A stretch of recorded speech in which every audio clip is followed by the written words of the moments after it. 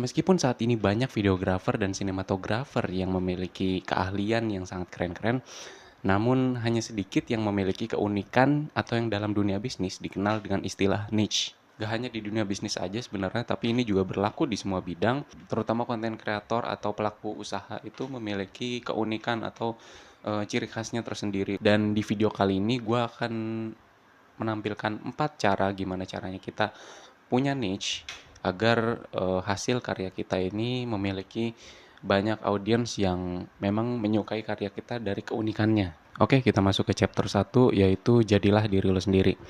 Sebagai seorang filmmaker, menjadi diri lo sendiri itu sangat amatlah penting gitu karena keunikan yang lo dapet adalah bersumber dari hal yang lo suka. Jadi semua itu akan terasa nikmat gitu ya ketika lo memang menikmati apa yang lo jalankan, apa yang lo suka dan keunikan yang lo milikin dalam dalam diri lo gitu.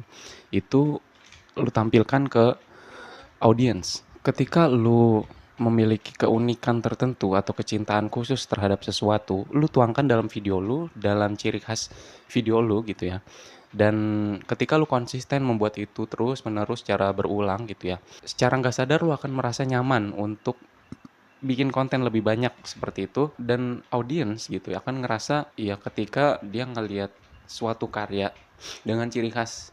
Misalnya di video A lu udah secara konsisten membuat video yang ya mungkin kalem gitu ya dengan pewarnaan atau color grading yang yang natural gitu ya. Lu lakuin itu berulang-ulang dan orang akan mengingat ketika lu membuat video itu pasti adalah video yang senatural mungkin dengan color grading yang senatural mungkin kayak gitu dan audiens itu jika ditampilkan seperti itu terus menerus mereka pasti akan ngerasa lu punya keunikan tertentu gitu loh.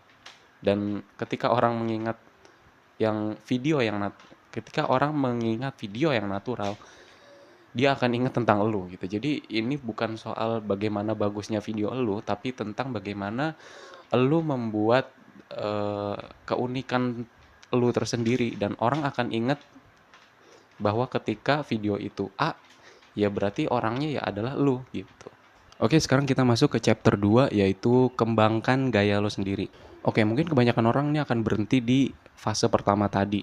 Padahal langkah selanjutnya yang gak kalah penting adalah juga mengembangkan apa yang udah jadi kesukaan lo tadi. Dan juga memperluas cakupan keunikan dari karya video lo tersebut.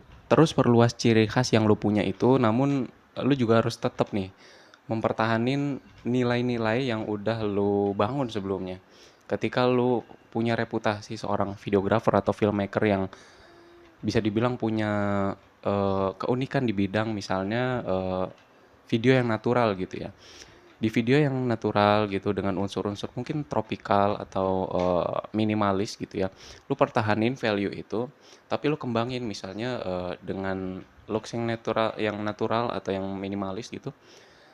Misalnya dengan looks yang natural dan minimalis gitu, misalnya lu kembangin dari misalnya awalnya pembahasannya tentang videographer atau filmmaker gitu atau filmmaking gitu ya.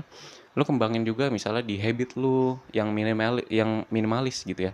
Di habit lu yang minimalis gitu misalnya atau dengan video-video lainnya yang berkaitan dengan nuansa natural gitu dengan nuansa minimalis. Ini contoh ya. Ya kurang lebih kayak gitulah. Sekarang kita masuk ke chapter ketiga yaitu jangan pernah takut salah. Percaya deh bahwa kesalahan itu tuh wajar banget dan manusiawi banget. Bahkan filmmaker dan videographer yang terkenal saat ini pun pasti pernah jatuh bangun gitu dalam menciptakan niche dan juga ketenaran atau kepopuleran yang mereka dapetin saat ini gitu. Coba lu pahamin dulu apa yang lu suka, apa yang lu milikin gitu ya dalam kehidupan sehari-hari lu, apa yang biasa lu lakukan, dari apa yang biasa lu suka. Kemudian lu kembangkan dari situ juga yang gak kalah pentingnya juga lakuin perbaikan dari apa yang lu rasa itu salah dan terus perbaikin, terus perbaikin, terus perbaikin. Kita masuk ke chapter 4 yaitu pertahankan gaya video lu.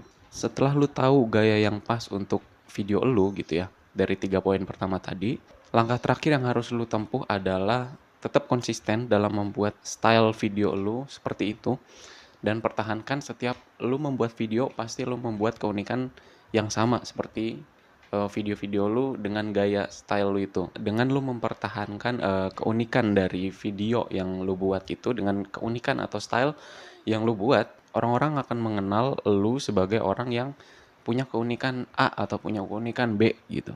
Dan ini tentunya mungkin akan menimbulkan love or hate gitu ya. Gak semua orang menyukai karya video kita dan gak semua orang juga membenci karya dari kita gitu. Jadi dari 4 aspek tadi lu punya keunikan untuk membuat sesuatu jadi dari 4 aspek tadi lu punya keunikan untuk membuat video itu lebih unik gitu ya karena niche yang lu bangun gitu. Sekian video dari gua, semoga bermanfaat buat gua dan lo semua. Sampai jumpa di video-video gua berikutnya. See ya.